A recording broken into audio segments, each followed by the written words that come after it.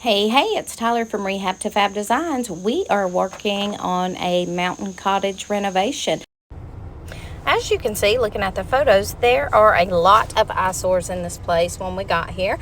There is a large patch in the master wall that hasn't been sanded down. There is a patch also in the dining room and the old chair rail and the old wallpaper there. The master bedroom has some old popcorn ceiling with what looks like some sort of panels or pieces in it.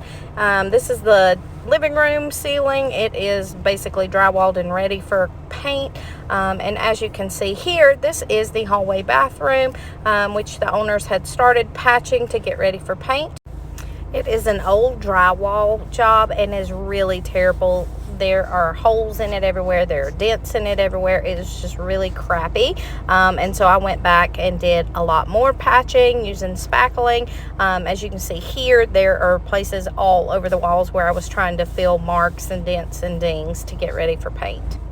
Despite all my patching, it still has a lot of boo-boos in it, and it's the only thing I can see when I look at the walls. So I ended up deciding that we're going to do vertical shiplap on the bottom. Here you can see Remy helping me sand down my spackling patches because he is always a big help.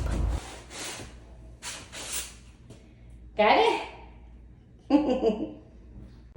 For the drywall repair, we used dry deck spackling from Home Depot and a putty knife, basically to smear over all the low spots and dents, and then we sanded it down with the fine grit sandpaper once done to get it nice and smooth. So we spent the first day patching the walls and filling in a lot of bad spots, low spots, dings and areas, and sanding that down. And then we got the tape done on the baseboards, and that's about it. My oldest started school today for the first time in 2 years because he's been homeschooled since COVID, and so this is what we've been doing since we dropped him off this morning. But how cute is this place? It's a really old house. It was originally, I think, a 3-bedroom. It's 2 bedrooms downstairs now. This is going to be the dining room. This is what it looks like right now.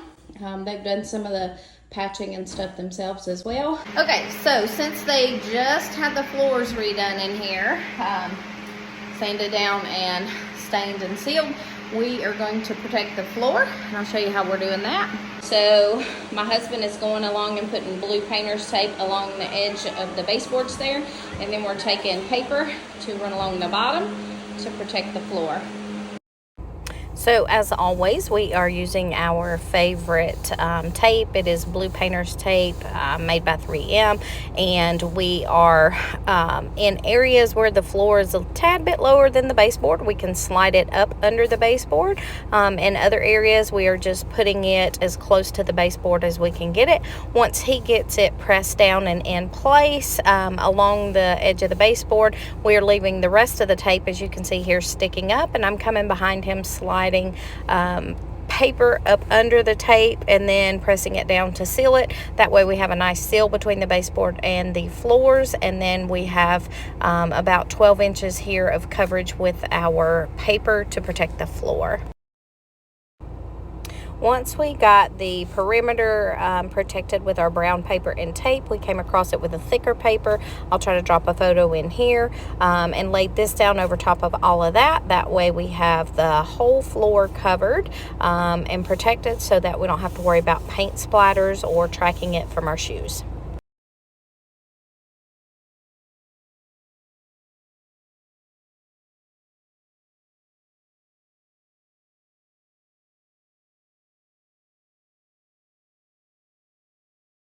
Finally, it's time for paint. We are using a color called Drift of Mist by Sherwin-Williams.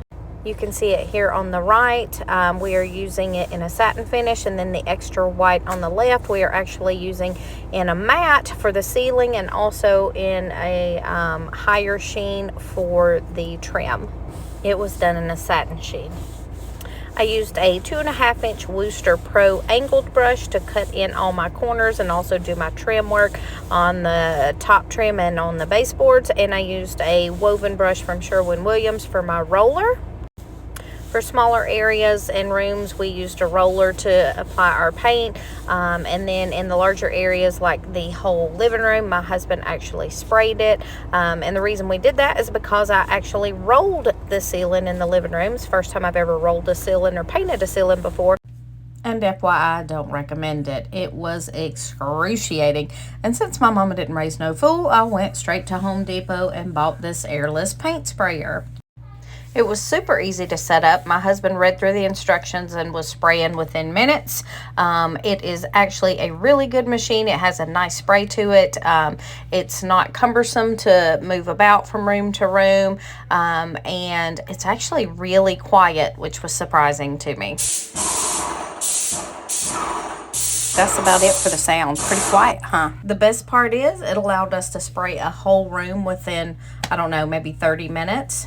So it really increased our time. So the time it takes you to prep for it, to tape everything off and make sure everything's covered, takes a little bit longer. But once you do all that, you can just go room to room if you're using the same paint color everywhere, and you'll be done in no time.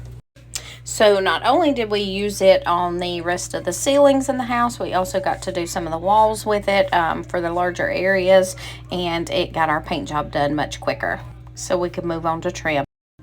Be sure and check out episode 4 of the Clayton Mountain Cottage renovation video here on our YouTube channel, where we go over trim work. Thanks for watching, and be sure and like and subscribe.